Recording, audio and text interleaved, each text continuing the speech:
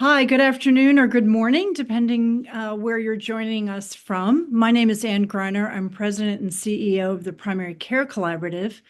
We focus on improving the nation's health by strengthening primary care, and we're delighted to have you here. We're going to be releasing a report from the Harvard Medical School's primary care, the name of the report is a primary care investment guide. And I want to thank the team at the Harvard Center for Primary Care for their incredibly uh, important work to produce this guide. It's a very robust resource that will help decision makers who want to improve the value of our healthcare system. It has been supported by the California Healthcare Foundation with lots of input from Catherine Phillips at the Healthcare Foundation and from the Commonwealth Foundation and Corinne Lewis there. So we're thrilled to be with you this afternoon to release this report. We think it's an invaluable tool for a whole range of decision makers, policymakers, system leaders, payers, purchasers, and others who really want to improve the effectiveness of our healthcare system and shift it towards health, which is something that we all aspire for our healthcare system. A couple of housekeeping items before we get started. This webinar, like all of PCC webinars, is being recorded and it will be posted along with the slides and the report on our website, thepcc.org, within 48 hours. We'll be taking questions using the Zoom Q&A, which is found on the bottom of the screen for most folks. And panelists will answer those questions at the end of the webinar, but please feel free to put those questions into the Zoom Q&A tool as you think of them. The chat's been disabled for viewers, but our team will be providing links to many resources, so look out for those links. We're very committed to promoting and disseminating high-quality webinars throughout the entire year and the year ahead. So we very much appreciate if you would fill out the survey that you'll receive at the end of this webinar. Give us your ideas about the topics that you're interested in. Now I'd like to introduce Dr. Russ Phillips, and he's going to introduce the purpose of this project before he hands it over to Dr. Amy Ali Pollack, and she's going to walk through a number of the important findings. Russ is the founding director of the Harvard Center for Primary Care and professor of medicine and global health at Harvard Medical School. He's an innovative leader in practice and payment evaluation and one of the leads on this phenomenal report. Russ, over to you. Thank you so much, Ann. First, thank you to Ann and the PCC for the opportunity to present our research findings today, and to each of you who are attending for joining us. We're excited to share our work.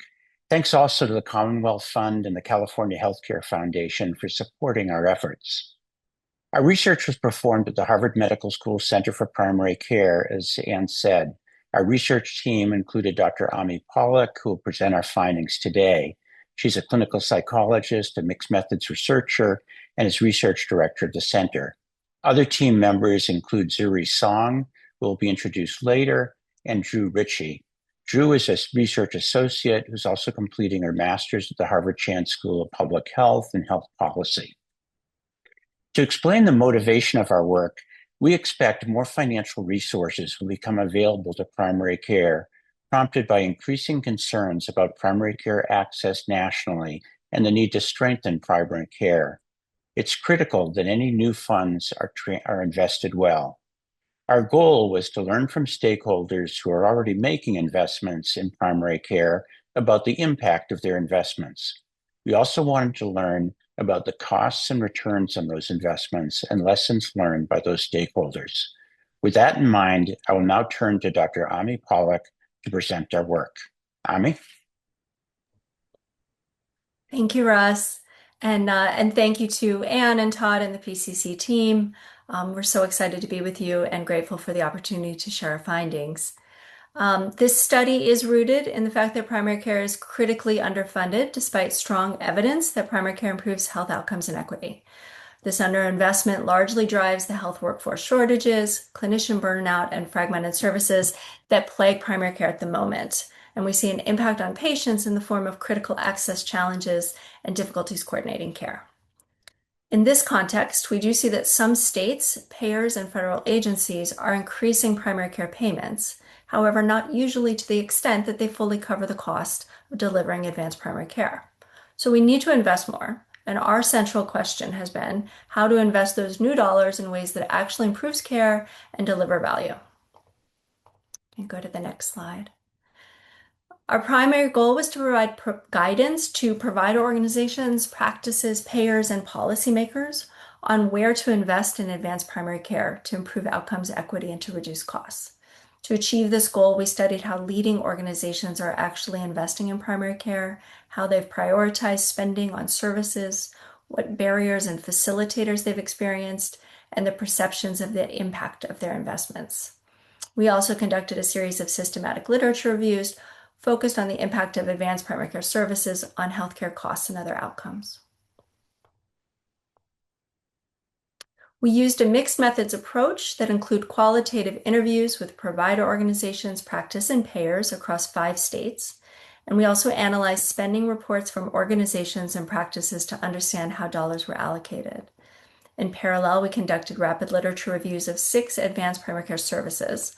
For each review, we looked at the impact of the service on costs and utilization, as well as quality and equity for certain services. And the goal was to synthesize what the evidence shows with what organizations are experiencing on the ground. We learned a lot from our interviews with organizations, so I'll just share some highlights with you today. Please note that the guide includes a lot of information about organizational experiences with services, including case examples. Our analysis focused on experiences with services most often prioritized for investment by participating organizations, and that includes behavioral health integration, clinical pharmacy, care management, population health, services for social determinants of health, and e-consults. Leaders from participating organizations shared many of the same barriers across services, including staffing shortages, reimbursement gaps, data limitations, and workflow challenges. But what was more instructive was how organizations successfully worked around these barriers, and we learned about strategies to support and deliver services effectively. So for example, for behavioral health, we learned that it's helpful to have navigation support to help patients access services within the practice or the community. For clinical pharmacy to succeed, we found that it's important to build trust among clinicians in sharing patient care responsibilities with new team members. For care management, we heard about the importance of having necessary data available to practice-based care managers to focus their efforts on patients most in need. For population health, we heard about new advances in integrating remote patient monitoring into the EHR, which simplifies workflows. We learned that social determinants of health services succeed when practices are able to build partnerships with community-based organizations. And we heard from leaders that e-consults succeed when staff are available to support the e-consult to minimize the time burden for providers. In addition, we identified a number of overarching facilitators, including, first of all, that flexible and upfront funding matters enormously. Organizations with transformation and prospective funding can hire care managers, community health workers, or behavioral health staff, and pilot services without waiting for an immediate ROI. Second, we learned that strong leadership commitment makes all the difference. When leaders treated advanced primary care services as core rather than optional, teams were able to prioritize these investments despite short-term strain. This slide, the next one, yeah, there we go. This slide brings together 2 complementary sources of evidence. Again, we know this is a lot, so we'll just pull out some highlights. Just to orient you, on the left is the advanced primary care services. The second 2 columns, the middle columns, summarize what we heard in our interviews with health organization leadership, including the impacts of services on cost and utilization in the second column, and other operational or clinical impacts that they reported in the third column. And the last column summarizes the strength of the published literature on cost savings and ROI for each service. So with that in mind, there's two key takeaways. First, leaders consistently described real-world improvements in utilization and care delivery across multiple services. As you can see in the middle two columns, they report that many services result in fewer ED visits, fewer readmissions, better chronic disease follow-up, and reduced clinician burden. Second, the published literature on the impact of services on costs is uneven across services. So as you can see in the column in the right, some services have stronger published evidence. For example, clinical pharmacy has strong evidence for cost savings. Other services that leaders often value for access and equity and patient health, including behavioral health integration and social determinants of health services, have limited published evidence regarding their impact on costs. And in our reviews of care management and population health services targeting diabetes, we found mixed evidence for the impact of those services on cost and utilization.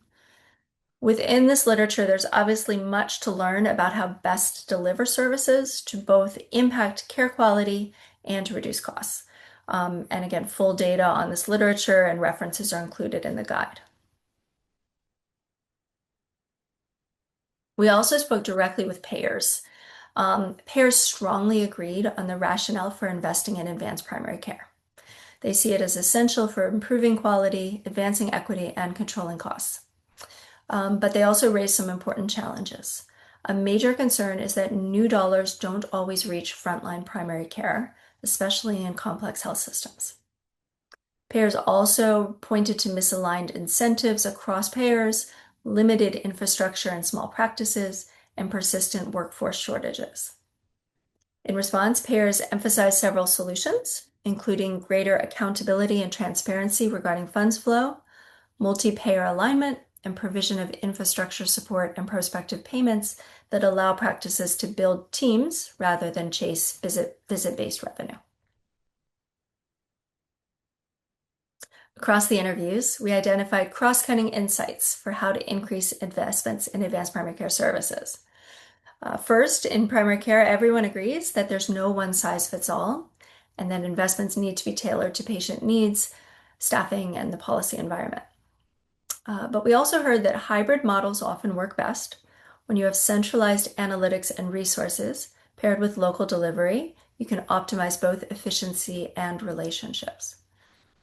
Another key learning is that workforce shortages are a critical challenge, and that issues with recruitment, retention, burnout, and turnover all consistently constrain advanced primary care service delivery. It's clear that one underlying factor for this is poor compensation for clinicians and staff, especially considering what they might be paid in specialty practices. Leaders shared creative ideas for how to recruit and retain staff, and stressed the need to proactively address burnout and shortages when designing services and as part of an overall investment strategy. We also had all stakeholders report that efforts to improve health equity, such as culturally tailored outreach, community health workers, and social determinants of health services, can reduce care gaps and drive cost savings. And finally, investment dollars must reach frontline primary care, and sustainability of services depends on reinvesting savings and incentives into the care team. The guide includes a set of recommendations for each stakeholder group. For today, we'll highlight a few of these. For providers and practices, recommendations focus on prioritizing high-value advanced primary care services, adopting hybrid central local models, and investing in team-based care that includes behavioral health specialists, community health workers, and pharmacists. For payers, the recommendations focus on providing upfront transformation funding, adopting hybrid payment models that combine prospective payments, incentives, and fee-for-service funding, and adjusting payments for clinical and social complexity so practices caring for patients with greater needs are not penalized. And for policymakers, recommendations include establishing meaningful primary care funding targets, investing in workforce pipelines, and requiring transparent reporting of primary care spending. Taken together, what we've learned is that increasing investment in primary care is necessary, but is not sufficient. To realize better outcomes and equity and value, investments must be intentionally designed to support teams, reach the front line, and align with the needs of communities. Thank you very much. We are very, as we've said already, we're grateful to the California Healthcare Foundation and the Commonwealth Fund for their support. We especially thank our project officers, Catherine Phillips from California Healthcare Foundation and Corinne Lewis from the Commonwealth Fund, who are committed partners in this work. We're also very grateful to the organizations who participated in the project, from whom we learned so much. And we had many collaborators and advisors provide critical input and support. It's too many to name, but they're listed here and we appreciate them. Thank you. I'm looking forward to the discussion and the reaction panel. Well, thank you so much, Russ and Amy, for that great overview of the report. And there is so much in this report. And I want to let those of you who regularly attend our webinars and those who are, this is your first time, we're going to continue to unpack a lot of the things that are in this report in the year ahead. There's just so much content here for further discussion and reflection. Now I'd like to shift to our reactor panel, which features leaders from key stakeholders who we want to really think deeply about the report's findings and takeaways and consider how they can implement them in their own spheres. Let me first introduce Ipek Dumorsoy, who's the Group Director of State and Population Health at the CMS Innovation Center, where she helps oversee the development and testing of new healthcare payment and delivery models to improve quality, lower costs, and focus on population health, particularly for Medicare and Medicaid beneficiaries. Welcome, Ipek. Next up is Dr. Anna Flateau. She's System Chief for Primary Care at Jefferson Health and Chair of Family and Community Medicine there. In this role, she leads a primary care system serving approximately 1 million patients across 150 diverse practice sites, as well as a portfolio of programs that really spans a range: virtual primary care, lifestyle medicine, weight management, palliative care, home-based primary care, and transitions of care. As you can see, primary care has many, many flavors. Dr. Todd May is next. He's a practicing family physician and serves as Vice President Medical Director at HealthNet, a California-based health plan. He's responsible there for supporting all clinical aspects of the commercial line of business. And he's also leading a high-profile, innovative, multi-payer collaborative in California. We'll hear more about that this afternoon. And finally, Hemi Terrason, and she is Executive Director of the National Academy for State Health Policy, which is a nonprofit, nonpartisan organization committed to improving the health and well-being of people across every state. And at NASHP, Hemi leads an organization that really engages state leaders and brings together partners to develop and advance state health policy innovations. So as you can see, we have an incredible panel to help us understand more about the findings in this report and to think about the implications. So let me first start, first welcome to all of you, and we're delighted you're here. Let me start with a broad question, which is, what did you think were the most striking takeaways from the report? And what recommendations do you see that are going to have the most impact in driving improvements in quality of care, reducing costs, and ultimately improving patient outcomes? Why don't we start first with Ipek? Hello. It was an excellent report. I really enjoyed reading it. First of all, what really struck me is that it is very specific, and I think that's something that the field is interested in, because sometimes there's these like vague recommendations around like improving primary care. And investing further in primary care, but not the specifics about like how exactly to go about it. And I think this report is very specific and tangible. So I think that goes a long way, and I think is a real kind of improvement to some of the existing literature. So I would say that in terms of one of the main benefits from a policy perspective. I feel like it has touched on a lot of the important things that CMS has already been thinking about and has been implementing in several of the models, including at the Innovation Center. The things that really stand out to me in terms of success for primary care is multi-payer alignment, which is really, really important to make sure all the providers are kind of rowing in the same direction under the multiple payers. I think the role of the state government is really important, so I would love to really kind of have Hemi talk about that a little bit, because multi-payer alignment is really possible when there is the state government who's really convening those payers and also establishing kind of goals and targets and principles at the state level, and that is really, really important for primary care. I think any reform that is only Medicare or only commercial is not very likely to successful. So I think the state governments have a huge role to play.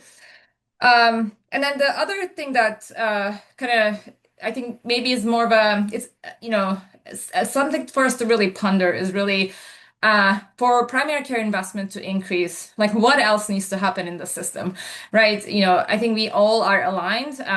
Even as of yesterday, I think Massachusetts is increasing, like trying to double the percentage of primary care. I think it came out, yesterday as a recommendation, but like what else needs to happen, right? And I think a lot of the details, like on that front, are a little bit less specific and clear. And I think we collectively have to do some work in terms of specifying what those things are.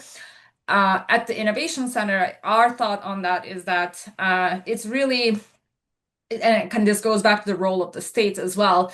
We obviously need to have a primary care strategy, but in parallel to that, there needs to be a strategy for value-based care and specialty, value-based care for hospitals, and also overall kind of statewide accountability for outcomes and member experience and spending. So those things really kind of need to come together. And I think if you don't have a single piece of those things, like you don't have aligned incentives across the entire system, and the thing can potentially fall apart. So I just want to emphasize that I think this is a great report for that like one specific component that is absolutely essential. But I think states and us collectively at the federal government as well need to really figure out how some of those other pieces also need like some very clear intervention and strategies. So those are some of my thoughts.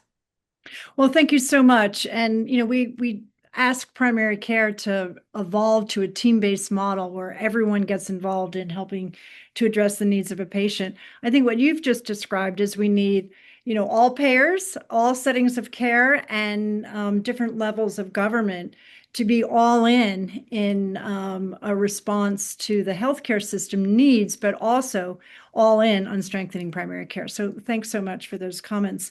Let's go around the horn to Anna. Thank you. I agree, really excellent report. When I read it, my overwhelming feeling was of gratitude because it's very hard with such complex issues in such a complex ecosystem to create a framework with clarity. And I think a lot of what we really need to Yvek's point about all the different voices and all the different needs is clarity and a clear map so that we can all work together to move in the same direction. What stood out to me is that the report actually came at this in a couple of different angles, which I thought worked together very well. Some, as we saw, identifying evidence-based initiatives such as integrated behavioral health or social needs supports within primary care that are important. But also, I really appreciated the cross-cutting insights and the fact that there's just some basic ways that we need to create discourse structures and processes that transcend all of those individual initiatives by allowing us to work as a single organism or single ecosystem. Some of those that I think were important were alignment. I think the issues around balancing what should be centrally provided versus frontline provided is critically important and often kind of veers or gets distorted when funding is not, allocated in the right way or revenues are not allocated in the right way in that best support the services that patients need. I do very much appreciate the focus on frontline teams because it does often seem that there's a lot, the kind of industries or bureaucracy or processes that grow up around primary care sometimes take a little bit more of the spotlight. And at the end of the day, it is the interface between the clinical team and the patient that really matters and that does drive individual, family, community, and population health. So I thought those through lines were really important. I think it gives us an opportunity not just to review the evidence for those individual initiatives, but the evidence on how we work well as organizations and what we need to construct within ourselves as health systems, as payers, as policy influencers in order to move our organization forward well. I also appreciated the frank focus on money, right? Because we can't invest time, attention, and effort where there's no financial foundation that will support the work. So that is sort of, for me, the kind of sine qua non of the rest of the discussion, which is how do we use our technical expertise and our knowledge and our diverse experiences as a field to shift human and public health. It is about resource allocation and how those resources are really very specifically applied. So I think the focus in the report on how those larger issues and themes really do set us up for success across a range of evidence-based initiatives felt very pragmatic and allowed for a way to apply planning in a way that will help us to move forward with our organizations. Thank you for that. And kind of reminding us about the multiple ways this report comes at the problem and how they work together. So that is super helpful. Thank you, Anna. Todd. Hey, thank you. This is a robust report and it really resonates with me. And from the payer perspective, the report highlights key strategies for effectively investing in primary care. And just getting to the specifics, my top three are adopt a hybrid payment model that combine predictable prospective payments, a PMPM, and quality-based incentive payments for preventative and high value services. Plus, offer real-time data sharing to give practices timely, actionable data for population health management and proactive outreach to their patients. And third, sustained progress requires aligned multi-payer strategies. And I underscore multi-payer alignment. I don't think we can do this in a piecemeal way. And we're testing all of this with our demonstration project in California. Super. And we look to hearing more about that. Thanks so much, Todd. Over to you, Hemi. Thanks for having me here. And so I have a slightly different perspective than the others on the call. We work with state leaders and we work with a lot of different types of state leaders. We work with HHS secretaries, Medicaid directors, public health officials, insurance commissioners, et cetera. So just know that my comments are coming from that perspective. I thought the report was excellent. It gave such insight to what the field really needs with respect to primary care. And for me, where I sit at NASHB and the work that we do, it's so helpful to see actually the common threads that exist across, what providers, health plans, and others are experiencing to what the states are working on. So I guess I would just share from our work here at NASHB. We put out a primary care policy menu in partnership with the Milbank Memorial Fund. And the purpose of that was really to identify, after talking to, over 20 states and really engaging with them, what are states doing in this space in primary care and what is going to make a difference?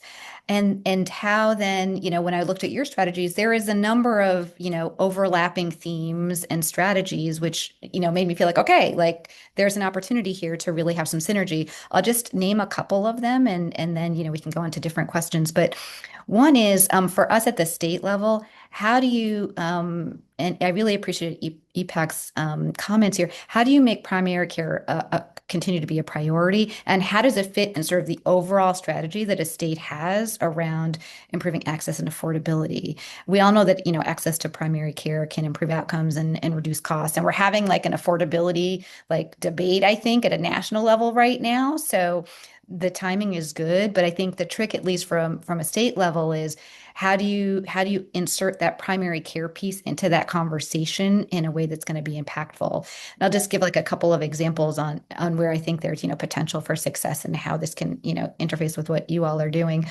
One is states are going to be going through really tough budget cycles. It is a change from the past couple of years of where we've been. A number of them are going to have to make hard decisions about where they sustain investments, how they think about affordability overall, meaning affordability to their own state budgets, but also affordability to the consumers they're serving and the commercial market in their state. And so how do you, provide data, information, and bring other folks into the primary care discussion and how that's a part of the overall strategy. And there are a couple of states, they have primary care commissions, they've created dashboards where they have data sharing. And so I guess I would just encourage like thinking about that piece and how we can continue to make the case. I would just also lean in on the paying primary care differently and really having targets. There are a number of states that have set primary care investment targets, but not all of them. And so understanding how those have really started to make a difference, where you can really leverage other payment models to EPEC's point, how do we think about, moving to multi-payer? It's not just in Medicaid, it's not just in, Medicare or commercial. Commercial's hard, self-insured, but how do you think about sort of the overall change that you can make in a market? And then I did want to also just talk about the primary care workforce. I mean, you all talk about some of this in the report, but we, in our work with states, it really is about like how do you invest in pipeline retention, scope of practice, reducing administrative barriers, thinking about technology. That I think is a really important part of how primary care can really be impactful and continue to have, frankly, movement at the state level and all the different reforms that we're looking at. I would say with the Rural Health Transformation Fund, and we can get into this at a later date, primary care has featured prominently in some of the applications for the Rural Health Fund. And I'm sure all of you are familiar, but in case you're not, it's the $50 billion that are going to be going to states, not 50 billion for each state, 50 billion across states. So just to be clear, but it for some states, it's going to be a really significant investment for them to really impact care in rural communities. And how do the initiatives around primary care fit into that, as states have really outlined them, a number of them very clearly in their applications. And then the last thing I would say is I loved to see the sort of focus on patient-centered whole person care and bringing in, the social determinants and thinking about other types of workers. I think there's a number of states that have really explored how do you support practice transformation and the development of tools and resources to provide the whole person care. But I will say investment is needed for at least from where we sit at the state level of how to help practices transform and build more integration and think about how to bring in all of those services together and into the practice team and how do you pay for that. So a couple of states have really piloted some of these different ideas, and we really are interested in seeing how that can move on in the future. Thank you so much. And I think, Hemi, you just put a lot of really important ideas that are bubbling up from states, some that they're considering, some that they are headlong in implementing. So just to dive in a little bit deeper on the policy front, and both for EPIC and for Hemi from the federal, although I know you work with states from the federal level, and Hemi, you're working with states more directly. If you were to reflect, what are the, I don't know, top couple of ideas that you would put on the top of your list in talking with either federal, talking with policymakers, what would they be out of this report? It's hard to narrow down. There's a lot of ideas, but if you had to put your top couple, because folks do need to prioritize as they move forward. Okay, so are you asking in terms of what should be priority from like state or federal perspective? Okay. Yeah. Yeah, I would say from my perspective, I think there's been quite a bit of kind of progress, I would say, when it comes to behavioral health integration, but still major gaps there, and the needs are continuing to increase. So I think finding kind of like continuing the emphasis on that front is really essential. And also thinking about, especially for Medicaid, how to partner with some of the community-based organizations that serve some of the more specialized populations, I think is important. So there's some amount of care that can happen in primary care, but there's also, I think, a handoff that's sometimes necessary. The pharmacy piece was really interesting for me. I don't think that I've seen that as emphasized, like across a lot of the different kind of policy initiatives, including at CMS. So that's something I kind of noted for myself. Okay, this is probably something we should be promoting more in our models. So that is, I think, one of the things that I would say. And then the third one is I mean, obviously, we know the return on investment on kind of navigation and support for social determinants of health.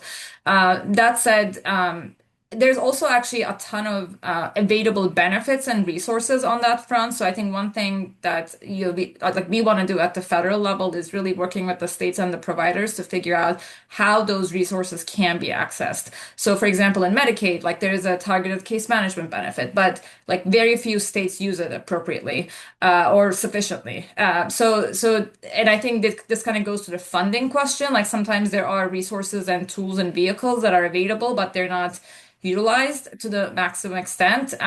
So I think seeing some of these things from the report was helpful, and then kind of made me think, okay, like we should really go back and kind of clarify the vehicles, clarify the mechanisms, and make sure like people have easy ways of like accessing those kind of vehicles and benefits, such that again, like we don't need to necessarily reinvent the wheel for everything, but we need to make it easier for people to utilize some of those existing tools. Thanks. And having all of the research also summarized here is incredibly helpful for decision Yes. makers, as you just articulated. Hemi. So it's hard to pick, as you said, in Yeah. terms of one thing. So that's a challenge for me. I guess I will just I will try my best. So I really think there was a piece about like funding infrastructure for transformation. How do we really think about practices and where they can go? And from my work at the state level, that can mean a lot of different things. And so I guess I would highlight that as how do we think about, to Ipek's point, continuing to build on the behavioral health integration is one idea, like, how we have practice transformation. How do we think about the ability to build new, hub and spoke models and think differently about how primary care practices are actually working in the areas where they're not going to get specialists, right? You're just not going to get them in. And how do we really enhance what they can do where they are? How do we invest in thinking about, their ability to move to different types of models where they can think about, the team-based care and how to pay for that? And how do we then think about the coordination of care as they're doing all of that? So I feel like to me, making those types of investments to enable the transformation is so critically important. It's like, how do you ask folks to change if they're sort of within the same, house that they live, right? They can't do as much as they'll be able to do if you don't support them. So I guess I would say that. I'd also point that out is because, I hate to keep harping on this Rural Health Transformation Fund, but I am, because it's like the one place where there's money flowing, where I know it's going to be flowing, and there's primary care like actually identified there. I think it's really good to think about how, when that funding flows, understanding where there's opportunities and making sure that primary care folks are at the table with the states as they're thinking about actually, getting that money out to the field in the way that's going to be most helpful, right? In order to truly transform. And yes, the Rural Health Fund is only 5 years, but it's a way to, like, I guess, incentivize a change. And then you got to figure out the pathway to sustainability. And so having the folks, who are actually in the field there working with states to identify those pathways is going to be critically important. Thank you. Great response. Todd, you're involved in an initiative that is in the marketplace, but already putting a number of these ideas into place. Can you describe that for us a little bit, and how the findings that are in this report might shape your forward trajectory? Yeah, I mean, it turns out that findings in this report directly mirror our groundbreaking multi-payer demonstration project in California. And our project supports practices in adopting the advanced primary care model, and that's the centerpiece of this report. So, HealthNet, Aetna, and Blue Shield have teamed up for an innovative multi-plan collaboration.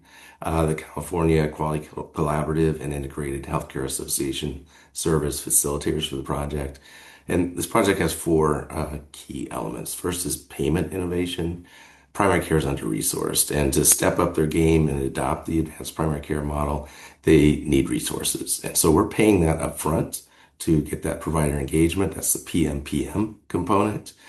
Second, technical support and coaching. We're giving the practices the tools and know-how, providing expert coaching at the practice level. And we also have a learning collaborative among the participating practices so they can learn from each other. And this is that structural capability piece that's mentioned in the report. Third is a common data platform. Access to real-time actionable data is foundational for all improvement work. And that's why the three health plans have gotten together and we're providing a single unified data platform, giving the providers a clearer view of their patients across all three plans. That's the real-time data sharing piece in the report. And then fourth, we have clearly established high value metrics that matter, like controlling diabetes, high blood pressure, immunizations, cancer screening. And providers know upfront what's expected, and we're providing incentive payments for their achievement on those incentives. So, what's the takeaway for payers is this report provides a clear roadmap, okay, for investing in primary care and in a real intentional way that will give us the highest chance of success. And our demonstration project in California shows that it can be done, that payers can align and collaborate, which is kind of revolutionary. And when we do that, I mean, that ensures that together we can provide that critical mass to really make a difference in primary care and improve patient outcomes.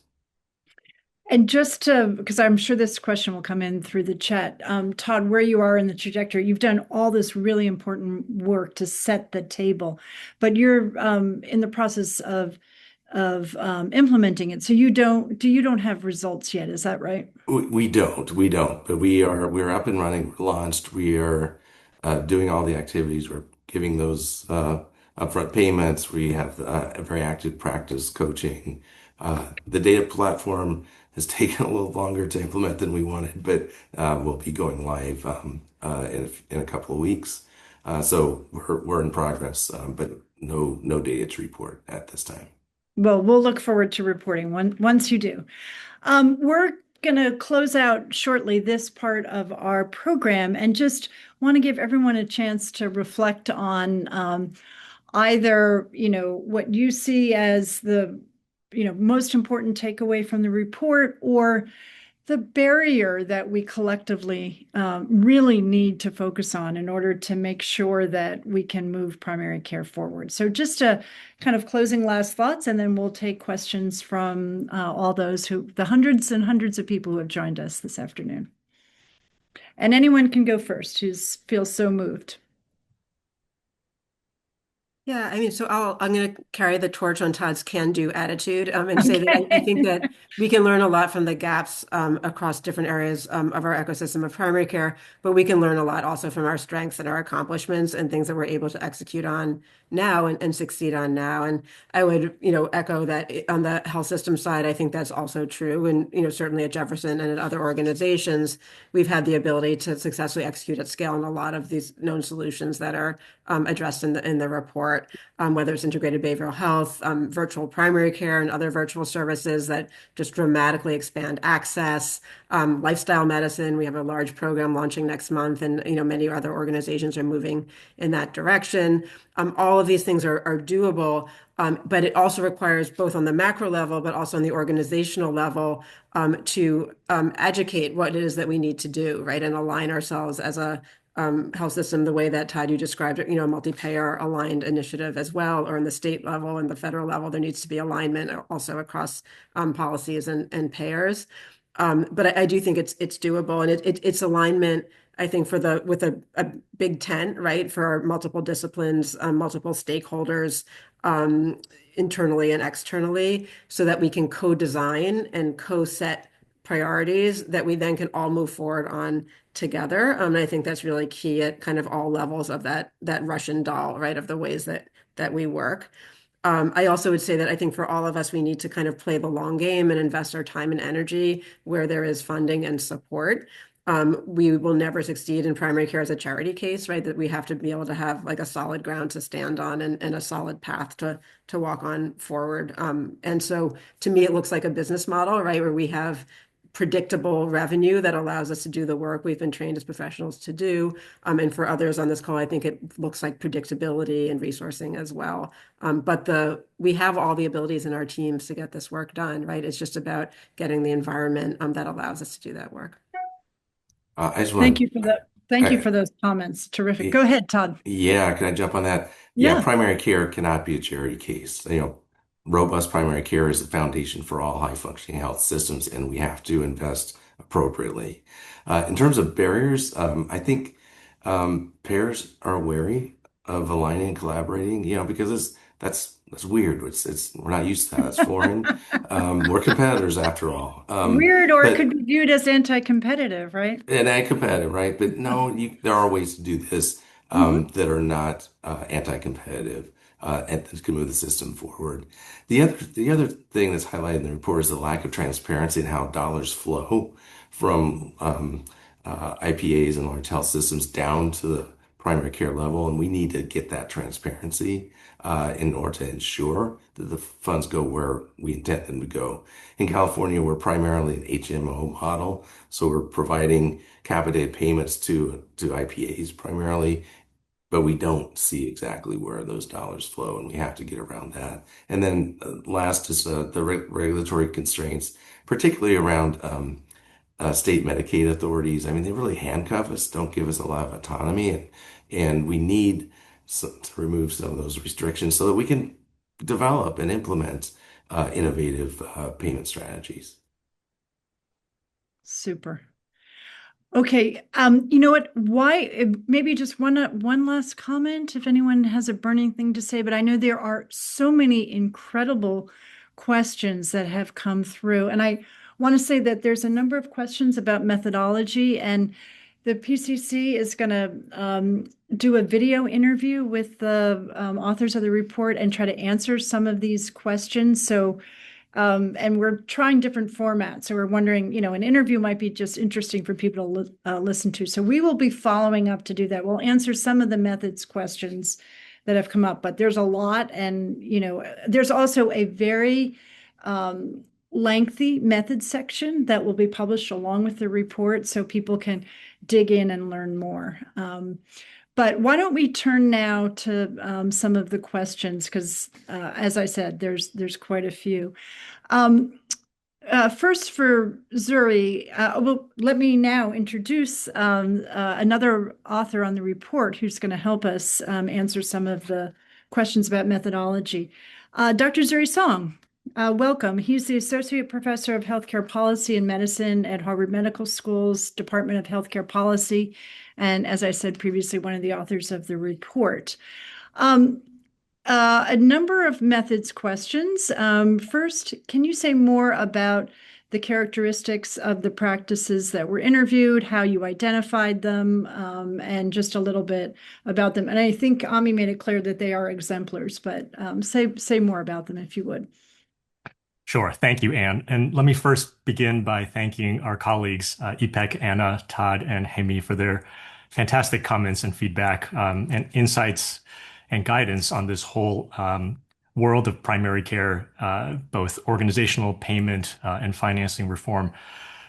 We did interview many practices across different settings. I think if we, taking a quick step back, try to put the currently 41 open questions in the Q&A in some kind of collaborative sort of joint context, I think I would offer that so methodologically, there was variation in who was interviewed and what kind of setting they delivered primary care in.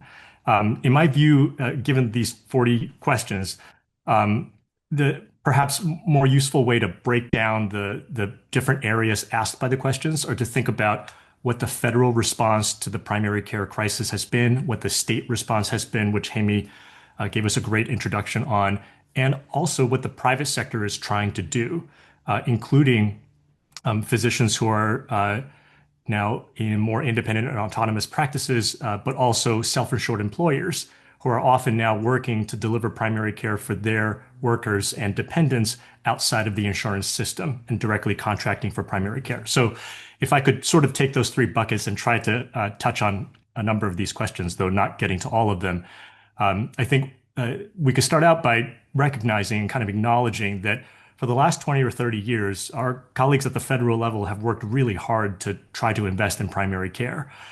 Their mechanisms and levers are sometimes limited, given that they have the Medicare fee schedule to work with, and a primary lever has been to invest through new codes.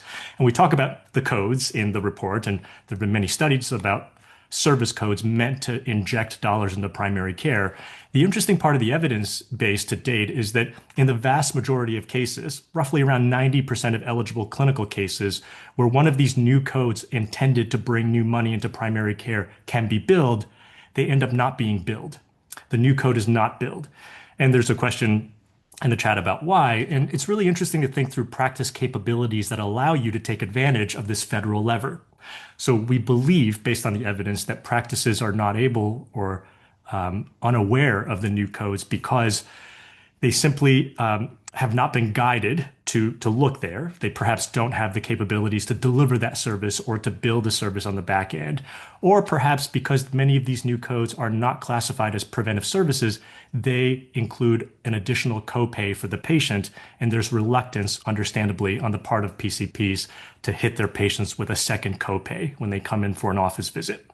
And so therein lies some sort of a set of solutions for what to do when the federal government tries to bring new dollars into the fee schedule. We could think about defining new codes, such as the audience that's asked about the advanced primary care codes and the behavioral health integration codes for 2026. We can think about those codes being preventative so that they're able to bring dollars into primary care without a copay, relieving that pressure. We can think about using some of these PMPM dollars, as Todd and many others have talked about, to set up the infrastructure to bill for advanced primary care services, understand what the definition, components of the definition are, and then build them in a more perhaps automated fashion with, of course, justification in the documentation. So that's sort of a recognition of the federal piece. We should also recognize that the federal lever is sometimes limited by the fact that everyone shares in the fee schedule. On average, primary care only receives about 28% of the revenue through office visit E&M codes. So the more we try to uplift primary care through E&M codes, the more we should still keep in mind that about 3/4 of every dollar are actually received by our specialty colleagues at the end of the day. And so perhaps new codes for primary care are needed. And obviously in 25 and 26, we're trying to do that with APCM and with the behavioral health integration codes. So then when we move on to the state level, Hammy mentioned affordability, which is incredibly important for states because of the budgetary constraints and not being able to work with deficit spending. And there's sort of an interesting dichotomy in that at the same time, in a budget constrained environment, it's very difficult to invest in anything. You're often working with difficult trade-offs as is. On the other hand, if you were to invest in something, primary care is essentially, generally speaking, 4 to 7% of total healthcare spending based on which payer mix you look at. So it probably is one of the most affordable things to invest in.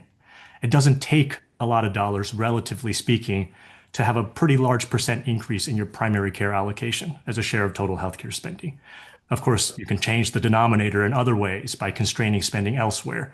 You can also change the share of spending on primary care by changing the definition of primary care. So there are ways to sort of design the number, but at the end of the day, primary care is a small piece. And so when states have this ability to invest in primary care with a choice of doing it on the fee schedule or off of the fee schedule, I think that brings together a lot of interesting and useful options for the multi-payer context we've been discussing. States, for example, often have jurisdiction over their fully insured population, including their state employees, as well as their state Medicaid program, but are often less able to reach the self-insured population, which is now 60 to 62, 63% of the nationally commercially insured population, and often unable to reach directly the Medicare population through policy. So when constrained within the fee schedule, states can really only touch the fully insured and Medicaid. But if states think about primary care more of as I'll just take a leap for a moment here, say a public utility model or some sort of stabilization fund to try to help primary care off the fee schedule, still on a per person per month sort of capitated basis, but no longer constrained by market power differences on the fee schedule or distortions in the RVUs, where a 15-minute cataract extraction is valued as 10x that of a 15-minute office visit. If the state frees itself from those kinds of distortions and the market power differences in the price, then it could invest in primary care on just a per person basis, a per capita subsidy that is directly going to practices irrespective of what payer a person's insurance plan comes from. And that allows sort of a public utility type of investment in the population that is payer blind, which by definition is also all payer in some sense.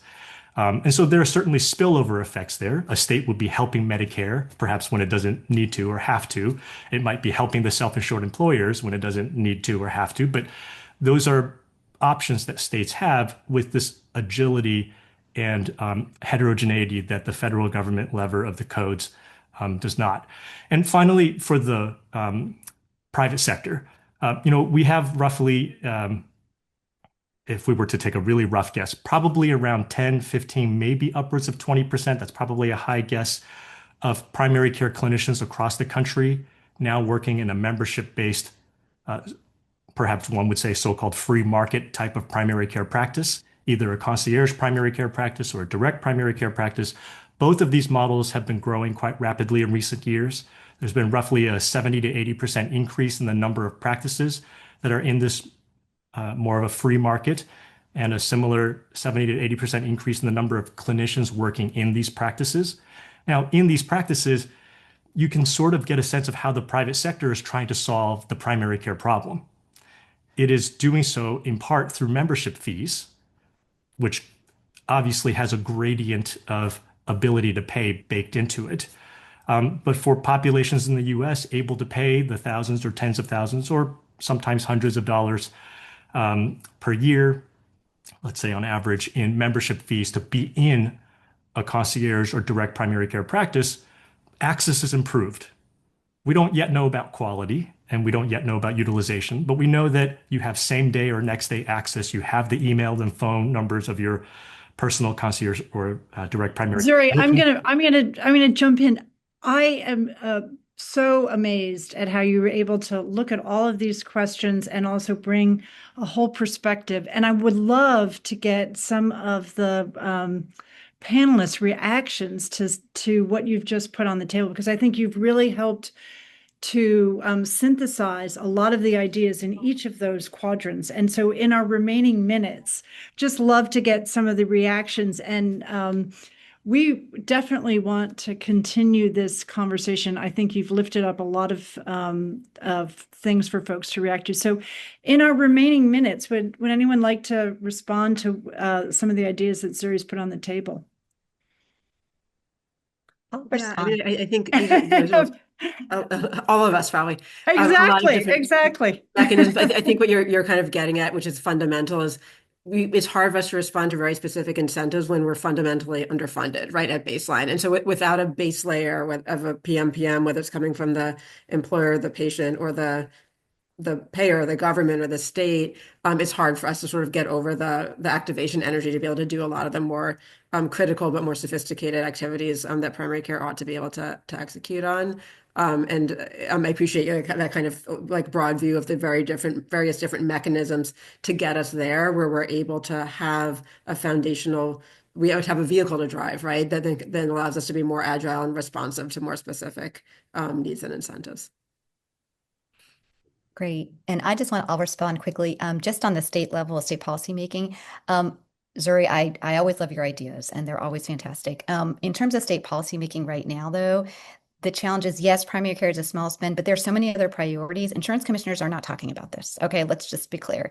Where there is movement is really in Medicaid, and from EPEC's CMMI, like the couple of states that are looking at the AHEAD model, right, and having that potential prospective primary care payment, that it really is going to offer a risk-adjusted enhanced primary care payment that will support person-centered and coordinated care in the ways that we all are supportive. So I guess I would focus on where there are things that are moving. Personally, it is going to be really hard to convince insurance commissioners right now to focus on sort of in the commercial market, this piece. This is just my opinion. So really understanding where you have the opportunity, like whether it's through a rural health transformation fund that's going and there's primary care in it, whether there's a state that's looking at the AHEAD model and they're looking to invest in primary care there, whether it's really just having some more data in the states that are not doing anything on primary care to say, this is what this state needs. Here's why it fits into everything. That would be sort of my thoughts and advice on how to really build momentum for policymaking. And Todd, your example, like my state leaders who are outside of California don't know about this, right? So really interesting. How do we bring those ideas to other states in a way that's going to actually be impactful?